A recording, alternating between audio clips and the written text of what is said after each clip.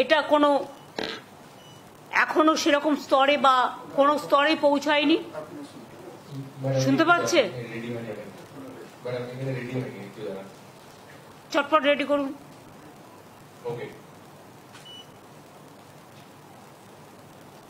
Ready? শোনা যাচ্ছে? Pandemic, আমরা সরি প্যান্ডামিক তো এন্ডামিক হয়ে গেছে, সেটা নয়। আমরা কোভিড শুনলে ভয় পাই, কিন্তু যাই হোক, কোভিড এখনো বাংলায় প্রাইভেটে কে কি করছে আমরা জানি না, তার দায়িত্ব তো আমাদের নয়, তাদের পেশেন্ট দিতে হয়।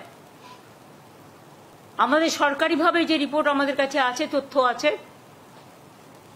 আমরা প্রত্যেককে ইম্পর্টেন্ট যারা জড়িত, পঞ্চায়েত থেকে শুরু করে, আরবান থেকে শুরু করে, মিউনিসিপ্যালিটি থেকে শুরু করে, ডিএমই থেকে শুরু করে, ডিএইচএস থেকে শুরু করে, বিশেষ করে এই ডিজিজের ব্যাপারে যোগীরাজ থেকে শুরু করে, আমাদের health department, MSME department, police department, সকলে, চিফ সেক্রেটারি, হোম সেক্রেটারি, আমরা সকলকে নিয়ে কলকাতা কর্পোরেশন থেকে শুরু করে পঞ্চায়েত, রুরাল, সব ডিপার্টমেন্টকে ডেকে মিটিং করে আমরা প্রস্তুতিটা সেরে রাখলাম।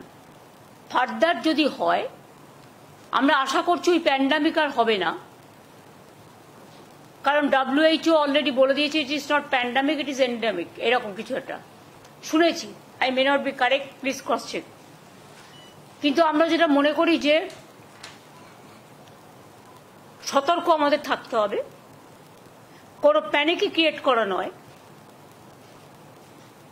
যদি বাই চান্স সেরকম কিছু হয়, আমাদের প্রস্তুতি তৈরি থাকবে, এটা নিয়ে ভয় পাওয়ার কোনো কারণ নেই। কিছু কিছু ক্ষেত্রে যাদের কোমরবিডিটিস আছে, যাদের লাংসের প্রবলেম আছে, চেস্টের প্রবলেম আছে, হার্টের প্রবলেম আছে, বা অন্যান্য নানা রকম প্রবলেম থাকতে পারে, এবং sometimes ageing is also the factor.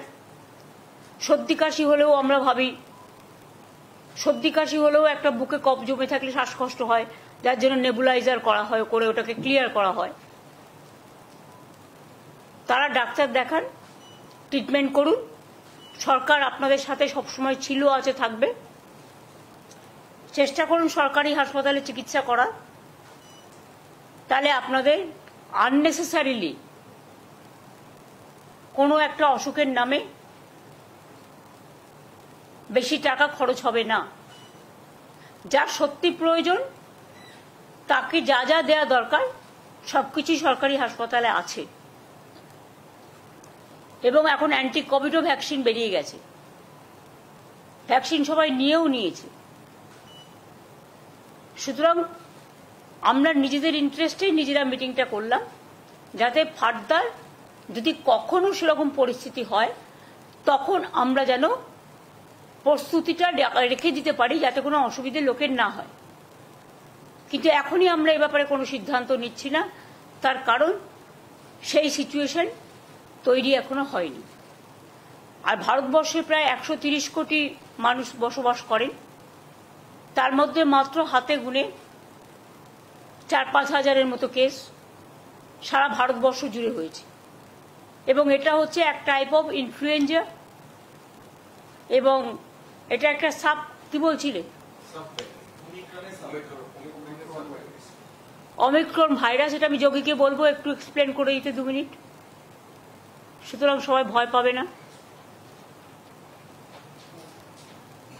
আগে যে করোনা ভাইরাস লাস্ট যে ওয়েভটা বড় ওয়েভ হয়েছে, সেটা ওমিক্রন ভ্যারিয়েন্টের হয়েছে, তারই একটা সাব ভ্যারিয়েন্ট, সেটা একটু অল্প পাল্টে গিয়ে এটা এসছে।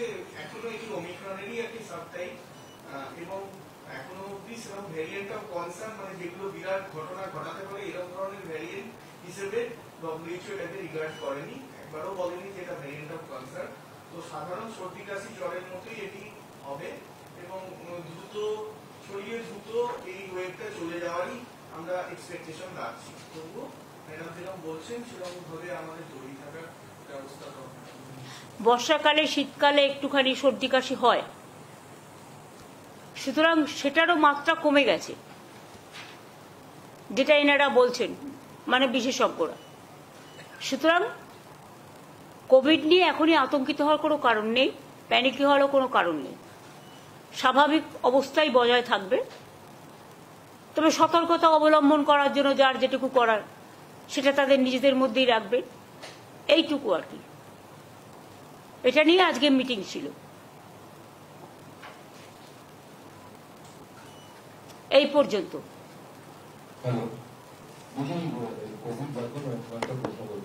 না, অন্য কোনো কোশ্চেন এখানে হবে না। এটা অফিসাররা প্রত্যেকে আছে, অনলি এটা Covid related meeting, nothing else. সরকারি সেটা হচ্ছে যে জগন্নাথ মন্দির তো ভীষণ প্লিজ আমি আপনাদের বলছি, this is only Covid related. Please understand your limitation also. I understand my limitation. হেলথের মিটিংয়ে জগন্নাথ দেব আসবে না, জগন্নাথের মন্দিরে জগন্নাথ দেব আসবে, ঠিক আছে? Thank you.